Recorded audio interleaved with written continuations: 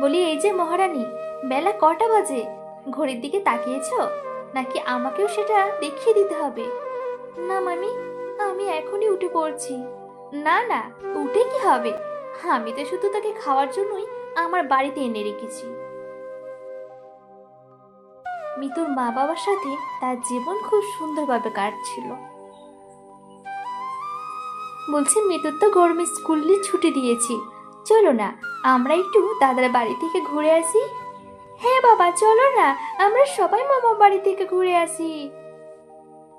আচ্ছা আচ্ছা, যাব। আজকে অফিস থেকে ছুটি নিয়ে তোমাদের ঘরে নিয়ে কালকে রওনা দেব। এরপর মিতু এবং তার মা বাবা সবাই আনন্দের সাথে গাড়ি করে যাচ্ছিল তার মামা বাড়ি। কিছু দূর যাওয়ার পরই হঠাৎ তাদের গাড়ি একটা অন্য গাড়ির সাথে অ্যাক্সিডেন্ট হয়, আর সেখানেই মিতুর মা বাবা মারা যায়। আর মিতু কোনোভাবে প্রাণে বেঁচে যায়।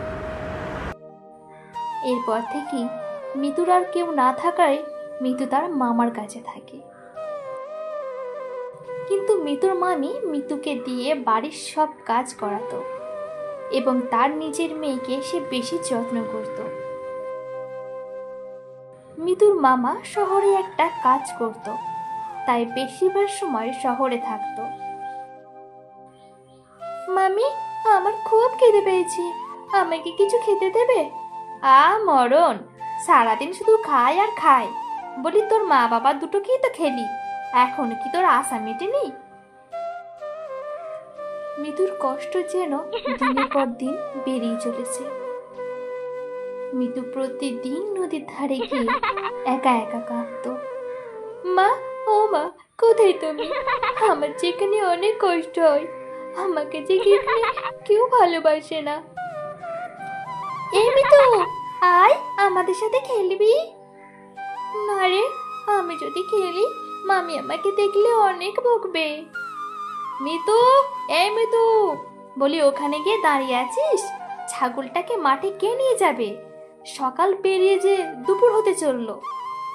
হ্যাঁ মামি, আমি এখনই যাচ্ছি।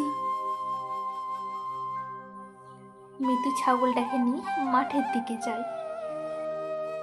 ওদিকে মিতুর মামি ঘরে ঘুমিয়ে পড়ে। মিতুর মামার মেয়ে সে খেলতে খেলতে বাড়ির বাইরে চলে আসে। ওইদিকে মিতু ছাগলটাকে ঘাস খাইয়ে বাড়িতে ফিরে। মনি, মনি, কোথায় গেল মেয়েটা? কাকিমা, আমাদের মনিকে দেখেছো? না তো, দেখিনি। আমি তো এইমাত্র বাড়ি থেকে বেরোলাম। কোথায় যে গেল মেয়েটা আমার? মিতুর মামি মনিকে চারিদিকে খুঁজতে থাকে। এদিকে মনি খেলতে খেলতে পুকুর পাড়ে চলে আসে। আমার বলটা তো পড়ে গেল, আমি নিয়ে আসি। এমন বলে মনি জলে নেমে পড়ে।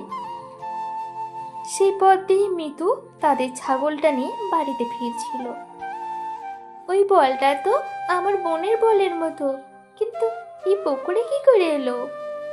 মিতু তখন আরো কাছে যায়। তখন সে দেখে তার বোন জলে ডুবে যাচ্ছে।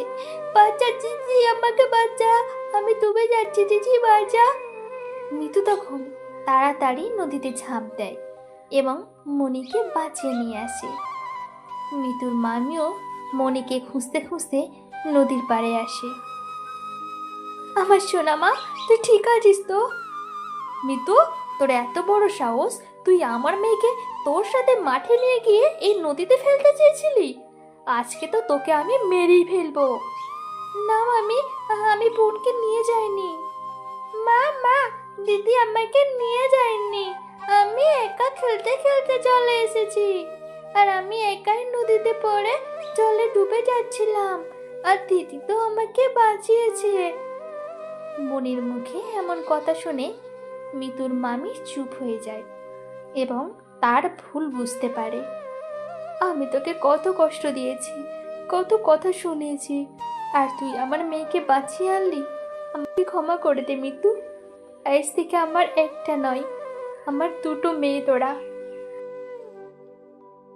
এরপর থেকে মিতুর মামি আর মিতুকে কষ্ট দেয় না। সে তার মেয়ের মতো মিতুরও যত্ন নেয়, আর তাদের সংসার হয়ে ওঠে আবার ভালোবাসায় পরিপূর্ণ।